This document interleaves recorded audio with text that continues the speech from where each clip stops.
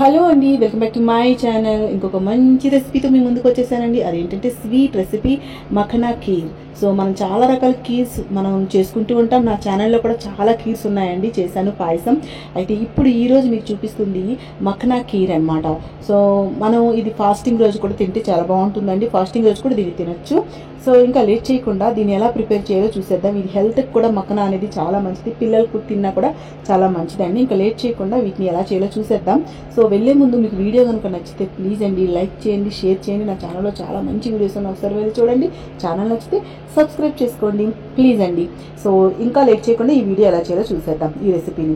So ముందుగా stove పైన ఒక ప్యాన్ పెట్టుకొని దాంట్లో 1 లేదా 2 టేబుల్ స్పూన్ నెయ్యి వేసుకోండి. నెయ్యి వేసుకొని నెయ్యి బాగా కరిగాక దాంట్లోకి 1½ కప్ మఖనా తీసుకోవాలండి. 1½ కప్ మఖనా తీసుకొని బాగా రోస్ట్ చేసుకోవాలి. వాటిని రోస్ట్ చేసుకున్నాక సో 1½ కప్ ఎందుకన్నానంటే, సో 1 కప్ దాకా మనం మిక్సీ చేసుకోవాలి. హాఫ్ కప్ మనం ఈ హాఫ్ కప్ని ఏంటంటే మనం కీర్లో వేసుకోవడానికి పక్కన తీసి పెట్టుకోవాలన్నమాట.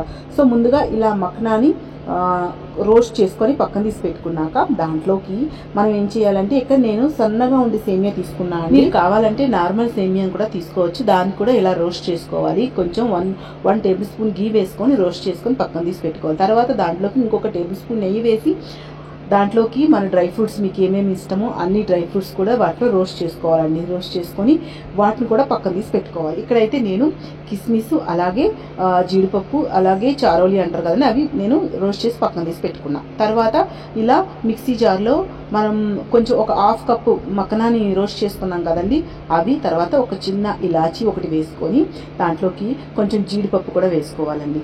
జీడిపప్పు కూడా వేసుకొని ఈ మూడింటిని కూడా మనం మిక్సీ పట్టుకోవాలి. మిక్సీ పట్టుకొని పౌడర్లా చేసుకోవాలి. అయితే ఇక్కడ పౌడర్ అనేది ఫైన్ పౌడర్ చేసుకుంటారా, లేకపోతే ఒక్కసారి తిప్పితే కొంచెం నోటికి తగిలేటట్టు తినేటప్పుడు నోటికి తగిలేటట్టు చేసుకోవాలా అనేది అది మీ ఇష్టం అండి. అయితే నేనైతే మరీ ఫైన్ పౌడర్ కాకుండా తినేటప్పుడు నోటికి తగిలేటట్టు అయితే చేసుకున్నా, చాలా బాగా వచ్చిందండి. సో మీరు కూడా అలానే చేసుకోండి. అలాగే ఇక్కడ మీరు రోస్ట్ చేసేటప్పుడు ఎండు కొబ్బరి కూడా యూజ్ చేసుకోవచ్చు అండి, అన్ని డ్రై ఫ్రూట్స్తో పాటు. సో అది మీ టేస్ట్కి తగ్గట్టు యాడ్ చేసేసుకోండి. ఇక్కడ చూసారు కదా, నేనైతే మరీ ఫైన్ పౌడర్ కాకుండా ఇలా అయితే నేనైతే మిక్సీ చేసి పక్కన తీసి పెట్టుకున్నా అండి.